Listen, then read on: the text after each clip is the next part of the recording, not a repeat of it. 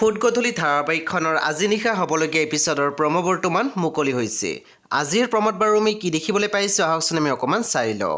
আজিৰ প্ৰমৰ প্ৰথম ভাগত আমি দেখিবলৈ পাইছোঁ অনুৱে ফোনত কৈ আছিল মই পাছত কথা পাতিম, এতিয়া ৰাখিছোঁ। তাৰপিছত আমি প্ৰমোত দেখিবলৈ পাইছোঁ সুভদ্ৰাই কৈ আছিল কি কোৱা প্ৰণয়ে একো এটা নক'লেনে? তাৰপিছত আমি প্ৰমোত দেখিবলৈ পাইছোঁ প্ৰণয়ক ল'ৰাজনে কৈ আছিল মোৰ মতে সকলো ঠিকেই আছে বুজিছ, তথাপি মনৰ সন্দেহটো মাৰিয়া। তাৰপিছত আমি প্ৰমোত দেখিবলৈ পাইছোঁ মনিষাই প্ৰণৱৰ আগত কৈ আছিল ইচ্ছা কৰিলে ময়ো আপোনাক বহুত কিবা কিবি কৰিব পাৰোঁ, কিন্তু মই এখন ভদ্ৰ ঘৰৰ ছোৱালী।